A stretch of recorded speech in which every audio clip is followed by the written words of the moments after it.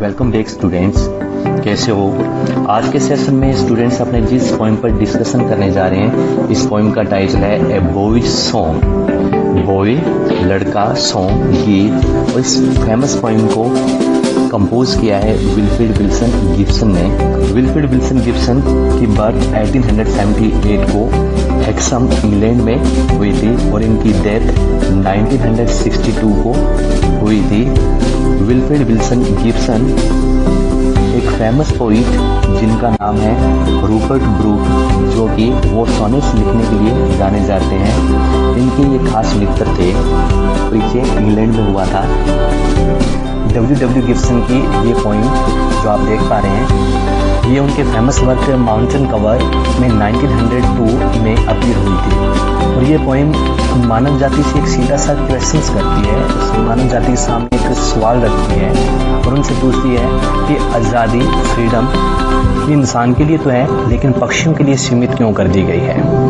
Means कि इंसान तो इसे फुली एंजॉय कर रहे हैं, और जबकि इंसान ने पक्षियों के लिए ये जो आज़ादी है उस मायने में कम कर दी है। ऐसा क्यों है?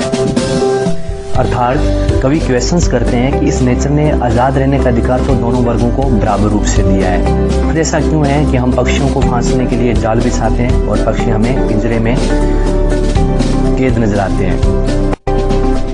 साथ ही साथ प्रेजेंट पोइम पक्षियों के प्रति पोइट के असीम प्रेम और उनकी गहरी सहानुभूति को दिखाती है, उनके लिमिटलेस लव को शो करती है। डियर स्टूडेंट्स, इस पोइम के थ्रू यहाँ पर पोइट हमें एक ब्यूटीफुल मैसेज कन्वे करने की कोशिश कर रहे हैं। और ये ब्यूटीफुल मैसेज है कि इस नेचर की जो ब्यूटी है, इस नेचर की जो सुंदरता है, वो इंसानों के, पक्षियों के, और यूं कहूँ कि इस नेचर के हर एक ऑब्जेक्ट के, चाहे वो नदी, नाले, पहाड़, हर एक ऑब्जेक्ट के एक साथ को एग्जिस्ट करने से है, न कि एक के द्वारा दूसरे पर डोमिनेट होने से है। जैसा कि इस पोइम में हम देखते हैं कि यहाँ पर इंसान पक्षियों की स्वतंत्रता को हनन कर रहा है। तो इस पोइम के माध्यम से कवि हमें ऐसा मैसेज देने की कोशिश कर रहे हैं। और इस नेचर के हर एक पार्ट को दूसरे पार्ट का रिस्पेक्ट करना चाहिए। मीन्स कि नेचर ने हमको जो गिफ्ट्स दिए हैं, स्पेशली फ्रीडम का जो गिफ्ट है, उसकी हमें रिस्पेक्ट करनी चाहिए। एक वर्ग के द्वारा दूसरे की स्वतंत्रता को ख़त्म नहीं करना चाहिए, चुनौती नहीं देना चाहिए। और नेचर की ये सब एक ऑर्नामेंट्स की तरह हैं, और ये सभी ऑर्नामेंट्स तभी अच्छी तरीके से दिख पाएंगे जब ये एक साथ बने हुए हैं। डियर स्टूडेंट, अब मैं इस पॉइंट को रिसाइट करूंगा। I hope you will listen carefully. Poem है a boy song by Wilfred Wilson Gibson, W Gibson.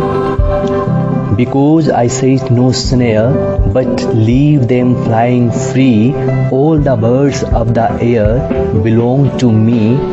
From the blue tit on the slough to the eagle on the high, uncaged they come and go for my delight, and so the sunward way I soar on the eagle's wings, and in my heart all day the blue tit sings. Dear student, अब मैं इस point को अपने आप stanza wise explain करेंगे। यहाँ पर इसके बेसिक फीचर्स की बात करूँ, जनरल थिंग्स की बात करूँ, तो यहाँ पर इस पॉइंट के अंदर आप 3 स्टैंजा देख पा रहे हैं। फर्स्ट, बिकॉज आई सेट से लेके टू मी तक। सेकेंड स्टैंजा है यहाँ पर फ्रॉम द ब्लू टिट से लेके for my delight. Third one stanza and so the sunward the blue tit sings तक।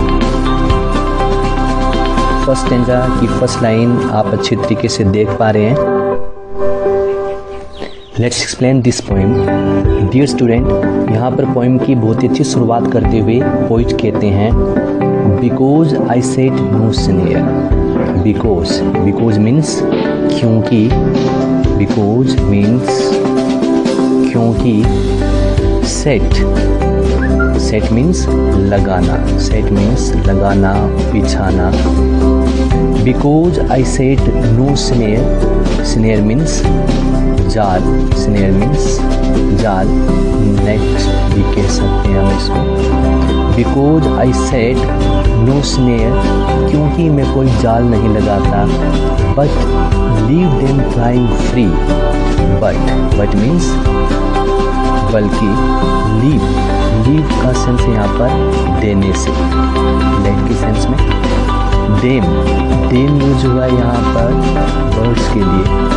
स्टूडेंट्स, इस टाइप के क्वेश्चंस अक्सर एग्जाम में पूछे जाते हैं कि आई किसके लिए स्टैंड कर रहा है, डेम किसके लिए स्टैंड कर रहा है। यहाँ पर आई स्टैंड कर रहा है पोइट के लिए।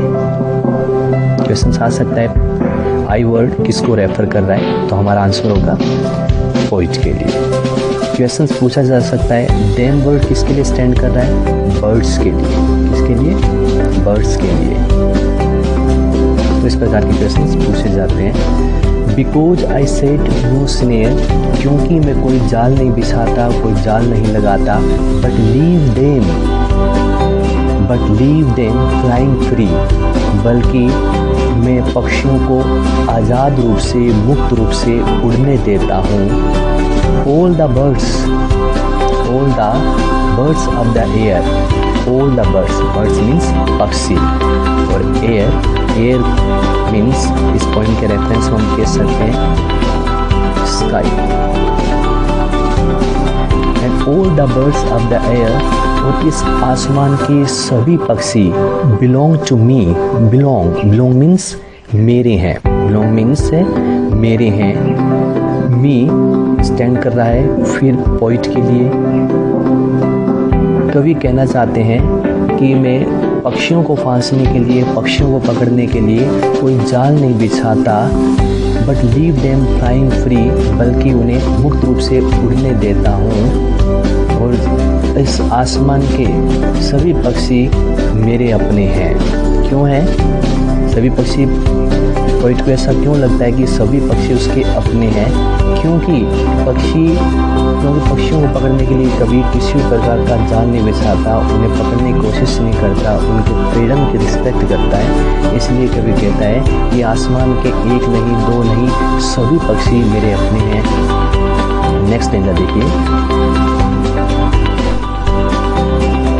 नेक्स्ट स्टेंजा में यहाँ पर पोइट कहते हैं from the blue tit on the sloe, from the blue tit, from means से, फ्रॉम मीन्स से, ब्लू टिट यहाँ पर from the blue tit on the sloe. Blue tit means a small bird, एक छोटा पक्षी, a small bird. From the blue tit on the sloe, sloe means झाड़ी, small bush कह सकते हैं, स्मॉल बुश एक छोटी झाड़ी, जंगली बेर की झाड़ी। From the blue tit on the sloe, blue tit means एक स्मॉल बर्ड, एक छोटा पक्षी, एक झाड़ी पर बैठे हुए छोटे पक्षी से लेके टू मीन्स तक, टू मीन्स यहाँ पर अर्थ है तक। From the blue tit on the slow, झाड़ी पर बैठे हुए छोटे पक्षी से लेके टू द ईगल, गरुड़ तक, ईगल तक। ऑन द हाइट मीन्स ऊंचाई पर उड़ना, ऊंचाई के सेंस में यहाँ पर। और आसमान की गहरी ऊंचाइयों में उड़ने वाले बाज तक। अनकेज्ड मीन्स मुक्त रूप से, बिना कैद हुए, स्वतंत्र रूप से।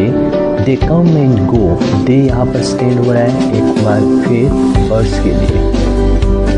अनकेज्ड मुक्त रूप से, दे कम एंड गो, वो मेरे पास आते हैं जाते हैं। अर्थात कवि कहना चाहते हैं कि छोटी सी झाड़ी पर बैठे हुए ब्लू टिट नामक पक्षी से लेके आसमान की अथाह गहराइयों में उड़ने वाले बाज तक सभी पक्षी अनकेज्ड, दे कम एंड गो, अनकेज्ड मुक्त रूप से, बिना कैद के वे मेरे पास आते जाते हैं। For my delight means Joy, मनोरंजन कह सकते हैं, आनंद कह सकते हैं। आनंद और मनोरंजन के लिए मेरे पास आते हैं। क्यों लगता है पोइट को ऐसा? बच्चों ऐसा क्यों लगता है पोइट को? क्योंकि पोइट कहता है कि मैं इन पक्षियों को फांसता नहीं, इन पक्षियों को कैद करने की कोशिश नहीं करता, इनको मैं मुक्त रूप से आसमान में उड़ने देता हूँ। और पोइट को ऐसा लगता है कि आसमान का हर एक पक्षी मेरे से बिलोंग करता है। छोटी सी चिड़िया जो कि एक झाड़ी पर बैठी हुई है, उस छोटी सी चिड़िया से लेके आसमान की गहरी ऊंचाइयों में उड़ने वाला ईगल तक उसका अपना पक्षी है, वो सब उससे बिलोंग करते हैं। और अनकेस दे कम एंड गो, और बिना डरे हुए, बिना खेद के, बिना कोई हेजिटेशन के, बिना कोई हिचकिचाहट के वो कवि को आनंद देने के लिए, कवि के आनंद के लिए उसके पास आते हैं।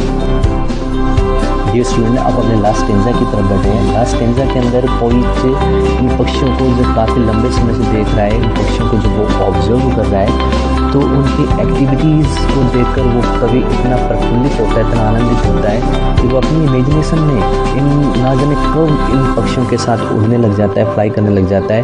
और पोइट को लगता है कि ब्लू टिट्स का जो सॉन्ग है, उसकी जो मीठी आवाज़ है, वो उसके मन में गीत गा रही है, वो उसको सुनाई दे पा रहा है। अब अपने इस पोइट लास्ट स्टेंजा को एक्सप्लेन करते हैं। And so the sunward way, so means इसलिए, कवि कहते हैं सो द सनवर्ड इसलिए, to so the sunward way, sunward means towards the sun, सूर्य की ओर, रेज का अर्थ है यहाँ पर सूर्य की ओर। एंड सो द सनवर्ड वे, कवि महसूस करते हैं कि इस प्रकार सूर्य की तरफ, सूरज की तरफ, आई सोर मीन्स ऊंचाई पर उड़ना, सोर मीन्स ऊंचाई पर उड़ना, और इस प्रकार सूर्य की तरफ मैं उड़ने लगता हूँ। ऑन द ईगल्स विंग्स, मानो कि मेरे बाज के पंख लग गए हैं, मैं बाज की पंखों की सहायता से मैं सूर्य की तरफ उड़ रहा हूँ। डियर स्टूडेंट्स, यहाँ पर पोइट को अपनी इमेजिनेशन में लगता है, अपनी कल्पना में लगता है कि वो सूरज की तरफ पक्षियों के साथ उड़ रहे हैं। And in my heart all the day, and in my heart, heart means हृदय, ऑल डे मीन्स दिन भर, ऑल डे मीन्स दिन भर। कवि को ऐसा लगता है कि वो अपनी कल्पना में सूर्य की तरफ आसमान की गहरी ऊंचाइयों में ईगल विंग्स की सहायता से उड़ रहा है। And in my heart all the day the blue tit sings, और दिन भर कवि को ऐसा महसूस होता है कि उसके अंदर, उसके हार्ट में ब्लू टिट छोटी चिड़िया सिंग्स मीन्स गीत गा रही है।